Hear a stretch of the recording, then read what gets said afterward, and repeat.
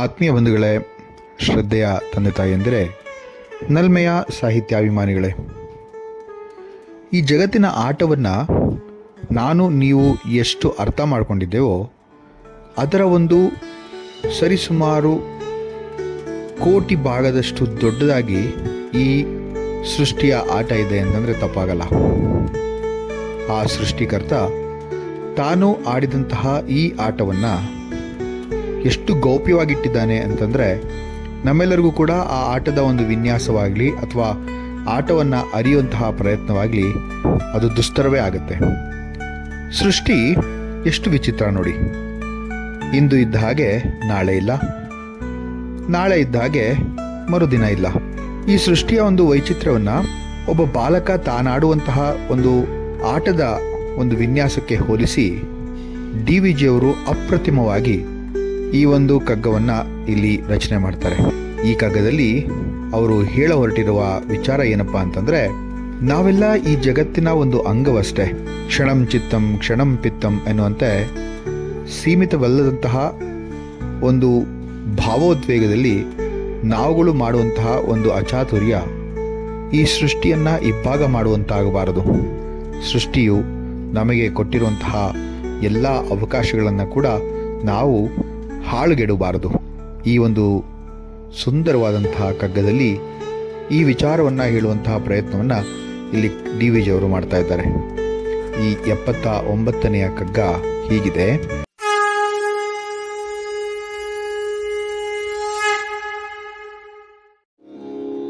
ಬರೆವ ಹಲಗೆಯ ನೊಡೆದು ಬಾಲಕನು ತಾನದನು ಮರಳಿ ಜೋಡಿಪೆನೆನ್ನು ತಾಯಾಸಗೊಳುತ್ತ ಸರಿ ಚೌಕ ಗೈವಾಟದಲ್ಲಿ ಜಗವ ಮರೆವಂತೆ ಪರಬೊಮ್ಮ ಸೃಷ್ಟಿಯಲಿ ಮಂಕುತಿಮ್ಮ ಮಂಕುತಿಮ್ಮ.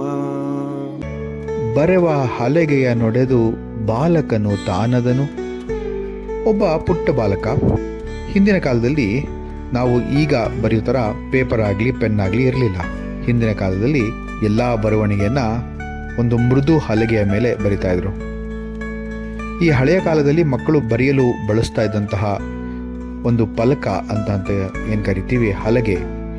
ಆ ಹಲಗೆ ಎಷ್ಟು ಮೃದುವಾಗಿರ್ತಿತ್ತು ಅಂತಂದರೆ, ಆ ಮೃದುವಾದ ಹಲಗೆಗೆ ಒಂದು ಮೃದುವಾದ ಮರದ ಒಂದು ಚೌಕಟ್ಟನ್ನು ಹಾಕಿರೋರು. ನಾವು ನೀವೆಲ್ಲ ಅದನ್ನು ನೋಡಿರ್ತೀವಿ. ಆ ಒಂದು ಚೌಕಟ್ಟು, ಆ ಒಂದು ಹಲಗೆ ಅಕಸ್ಮಾತ್ ಆಗಿ ಅಚಾತುರ್ಯವಾಗಿ ಕೆಳಗೇನಾದರೂ ಬಿದ್ದರೆ ಅದು ಒಡೆದೋಗುತ್ತೆ.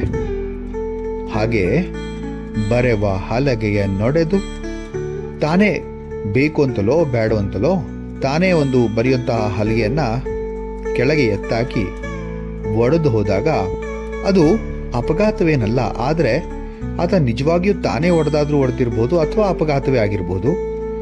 ಇದು ಅವನ ಕ್ರಿಯಾಶೀಲತೆ ಅಥವಾ ಪರೀಕ್ಷೆಯ ಒಂದು ಭಾಗವಾಗಿ ಕೂಡ ಇರಬಹುದು. ಇದನ್ನು ಇಲ್ಲಿ DVG ಅವರು ಒಂದು ರೂಪಕವಾಗಿ ಬಳಸ್ಕೊಳ್ತಾರೆ.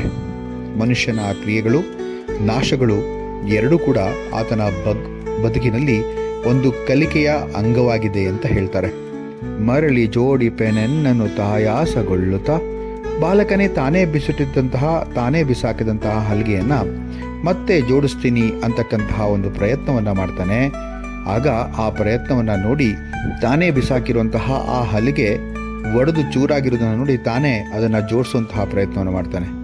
ಇದು ನಾವು ಬದುಕಿನಲ್ಲಿ ಮಾಡುವಂತಹ ತಪ್ಪುಗಳನ್ನು ತಿದ್ದುವಂತಹ ಅಥವಾ ಪುನಃ ಸರಿಪಡಿಸ್ಬೋದು ಅಂತಕ್ಕಂತಹ ಒಂದು ನಂಬಿಕೆಯ ಒಂದು ಸಂದೇಶ ಅಂತಂದರೆ ತಪ್ಪಾಗಲ್ಲ. ಸರಿ ಚೌಕ ಗೈವಾಟದಲ್ಲಿ ಜಗವ ಮರೆವಂತೆ. ಹಾಗೆ ಅಸಾಧ್ಯವಾದಂತಹ ಕೆಲಸವನ್ನು ಮಾಡುವಂತಹ ಆ ಬಾಲಕ ಹಲಿಗೆ ಬಿದ್ದು ಚೂರು ಆಗಿದ್ರೂ ಕೂಡ ಅದನ್ನು ಸರಿ ಮಾಡ್ತೀನಿ ಅಂತ ಹೋಗುವಂತಹ ಬಾಲಕ ತಾನು ಮಾಡುವಂತಹ ಪ್ರಯತ್ನದಲ್ಲಿ ಆತ ಸಫಲವಾಗಲ್ಲ ಅಂತ ಆತನಿಗೆ ಗೊತ್ತಿದ್ದೋ ಗೊತ್ತಿಲ್ಲದಲೋ ಆ ಒಂದು ಕಾರ್ಯದಲ್ಲಿ ಆತ ಮುಳುಗಿರುವಾಗ ನಿಜ ಜೀವನವನ್ನೇ ಆತ ಮರೆತು ಹೇಗೆ ಆತ ತಲ್ಲೀನನಾಗ್ಬಿಡ್ತಾನೋ ಹಾಗೆ ಮನುಷ್ಯರು ಕೂಡ ತಮ್ಮ ಒಂದು ನಿಜ ವ್ಯಕ್ತಿತ್ವವನ್ನು, ಅಸ್ತಿತ್ವವನ್ನು ಮರೆತು ತಾವು ಆಟದ ಅಂದರೆ ಆಸಕ್ತಿ, ವ್ಯವಹಾರ, ಹಣ, ಅಧಿಕಾರ ಎಂಬಂತಹ ಈ ಒಂದು ಲೌಕಿಕ ಚಿಂತನೆಗಳಲ್ಲಿ ತಮ್ಮನ್ನು ತಾವೇ ಮುಳುಗಿಸ್ಕೊಂಡ್ಬಿಡ್ತಾರೆ. ಆಗ ಅವರ ನಿಜವಾದಂತಹ ಕಾರ್ಯ ಅವರಿಗೆ ಮರೆತೇ ಹೋಗ್ಬಿಡುತ್ತೆ. ಪರಬೊಮ್ಮ ಸೃಷ್ಟಿಯಲ್ಲಿ ಮಂಕುತಿಮ್ಮ ಅಂತಂದ.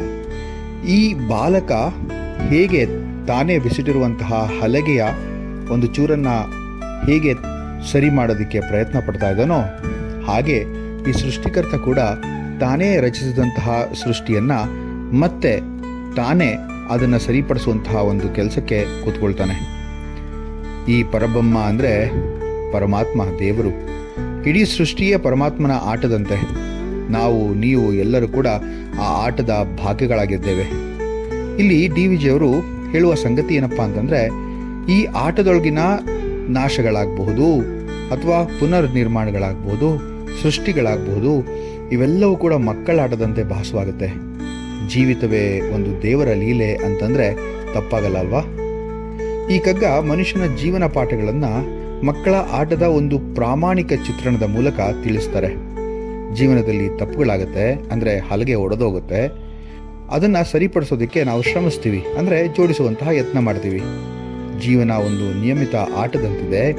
ಆದರೆ ನಾವು ಆ ಆಟದಲ್ಲಿ ಮುಳುಗಿ ನಿಜವಾದಂತಹ ಅಸ್ತಿತ್ವವನ್ನು, ನಮ್ಮ ನಿಜವಾದಂತಹ ತತ್ವವನ್ನೇ ಮರೆತು ಬಿಡ್ತೇವೆ. ಈ ಎಲ್ಲವೂ ದೇವರ ಸೃಷ್ಟಿಯಲ್ಲಿ ಒಂದು ಭಾಗ. ಆತನೇ ಈ ಆಟದ ನಿರ್ದೇಶಕ. ಈ ಕಗ್ಗ ಅದ್ವೈತ ತತ್ವ ಮತ್ತು ಲೀಲಾವಾದ ಎರಡರ ಸಂಕಲನ. ಜೀವನದಲ್ಲಿ ನಡೆಯುವಂತಹ ಬಹಳಷ್ಟು ಸನ್ನಿವೇಶಗಳು ಮತ್ತು ನಮ್ಮ ಒಂದು ಕೆಲಸವನ್ನು ಇದು ತೋರಿಸುತ್ತೆ. ಆದರೆ ಅವು ಪರಬ್ರಹ್ಮನ ನಾಟಕದ ಭಾಗಗಳು. ನಮ್ಮ ನಷ್ಟ ಮತ್ತು ಪುನಃ ನಿರ್ಮಾಣಗಳು ಸಹ ಅವನ ಲೀಲೆಯ ಭಾಗವೇ. ಅವನ ಸೃಷ್ಟಿಯಲ್ಲಿ ಒಡಕು ಅನ್ನೋದೇ ಇಲ್ಲ, ಎಲ್ಲವೂ ಸಮರ್ಪಕವಾಗಿದೆ. ಪೂರ್ಣಮದ ಪೂರ್ಣಮಿದಂ ಪೂರ್ಣಾತ್ ಪೂರ್ಣಮದುಚ್ಯತೆ ಪೂರ್ಣಸ್ಯ ಪೂರ್ಣಮಾದಾಯ ಪೂರ್ಣಮೇವಾವಶಿಷ್ಯತೆ. ಎಷ್ಟು ಚೆನ್ನಾಗಿ ಹೇಳುತ್ತೆ ನೋಡಿ ಈಶೋಪನಿಷತ್ತಿನ ಈ ಶಾಂತಿ ಮಂತ್ರ. ಪರಮಾತ್ಮ ಸೃಷ್ಟಿಯ ಪೂರ್ಣತ್ವವನ್ನು ಸಾರಿ ಸಾರಿ ಈ ಒಂದು ಮಂತ್ರ ಹೇಳುತ್ತೆ. ಆದರೆ ಒಡೆದಿರೋದು ನಿಜ. ನಾವುಗಳು ಅದನ್ನು ನೋಡುವಂತಹ ಪರಿ, ಅದರ ಬಗ್ಗೆ ಈ ಮಾನವನ ಅಂದರೆ ನಮ್ಮ ಅಲ್ಪ ಬುದ್ಧಿಯ ಒಂದು ಅತಿ ಸುಂದರವಾದಂಥ ಈ ಪ್ರಪಂಚವನ್ನು ಪ್ರಗತಿಯ ಹೆಸರಲ್ಲಿ ನಾವು ಏನೆಲ್ಲ ಮಾಡಿಬಿಟ್ಟಿದ್ದೇವೆ. ಜಾತಿ, ಮತ, ಭಾಷೆ, ಧರ್ಮ ಎನ್ನುವಂತಹ ಹೆಸರಲ್ಲಿ ಅದನ್ನು ಒಡೆದು ಹಾಕಿದ್ದೇವೆ. ಎಲ್ಲಿ ನೋಡಿದ್ರೂ ಕೂಡ ಜಗಳ, ಕಿತ್ತಾಟ, ದುರ್ಮಾರ್ಗ, ಇವುಗಳಿಂದ ಈ ಜಗತ್ತು ಚೂರು ಚೂರಾಗಿ ಹೋಗಿದೆ. ಈ ಚೂರನ್ನು ನಾವು ಅಹಂಕಾರದಿಂದಲೋ ದುರಾಸೆಯಿಂದಲೋ ಮಾಡಿಬಿಟ್ಟಿದ್ದೀವಿ. ಆದರೆ ಮನುಷ್ಯನ ಮನಸ್ಸಿನಲ್ಲಿ ಒಂದು ಸುಮುಖವಾದ, ಸರ್ವಹಿತವಾದ, ಹೇತುವಾದ ಆಲೋಚನೆ ಈಗ ಇಲ್ಲ ಅನ್ನೋ ಥರ ಆಗೋಗ್ಬಿಟ್ಟಿದೆ. ನಾನು ಆಗಲೇ ಹೇಳಿದಾಗೆ ಕ್ಷಣಚಿತ್ತಂ ಕ್ಷಣಪಿತ್ತಂ ಎನ್ನುವಂತೆ ಒಂದು ಸೀಮಿತವಾದಂತಹ ಸ್ಥಿಮಿತ ಇಲ್ಲವೇ ಇಲ್ಲ. ನಮಗೆ ಶಾಂತಿಯೂ ಭಂಗವಾಗಿದೆ, ಬೇರೆಯವರ ಶಾಂತಿಯನ್ನು ನಾವು ಭಂಗ ಮಾಡ್ತಾ ಇದ್ದೇವೆ. ಇಂತಹ ಅಶಾಂತ ಮನಸ್ಸು ಪರರ ಶಾಂತಿಯನ್ನು ನಿರಂತರವಾಗಿ ಕದಡ್ತಾನೇ ಇರುತ್ತೆ. ಹಾಗಾಗಿ ಶಾಂತಿಯ ಭಂಗ ಆಗುತ್ತೆ. ಈ ಪರಮಚೇತನ ಹಲವಾರು ಬಾರಿ ತನ್ನ ಇರುವನ್ನು ಸೂಕ್ಷ್ಮ ರೂಪದಲ್ಲಿ ತೋರಿಸ್ತಾ ಇರುತ್ತೆ. ಅರಿತುಕೊಳ್ಳುವ ಸಂದರ್ಭವನ್ನು ಅದು ನಮ್ಮ ಮುಂದೆ ತಂದೊಡ್ತಾನೆ ಇರುತ್ತೆ. ಮಾನವಿಗೆ ಅರಿತುಕೊಳ್ಳುವಂತಹ ಯೋಗ್ಯತೆಯನ್ನು ಮತ್ತು ಅದರ ಅವಕಾಶವನ್ನು ಅದು ಕೊಡ್ತಾನೆ ಇರುತ್ತೆ. ಆದರೆ ನಾವು ಏನು ಮಾಡ್ತೀವಿ? ಮೂರ್ಖತನದಿಂದ ಅದನ್ನು ಕಲಿಯೋದಿಲ್ಲ.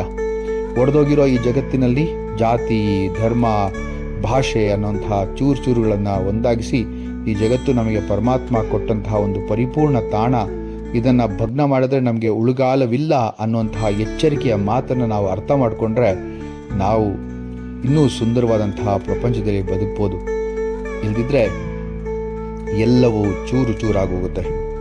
ಈ ಒಂದು ಕಗ್ಗದಲ್ಲಿ ಬಹಳ ಸುಂದರವಾದಂತಹ ಒಂದು ತಾತ್ವಿಕ ಗುಣವನ್ನು ಇಲ್ಲಿ ಹೇಳಿದ್ದಾರೆ.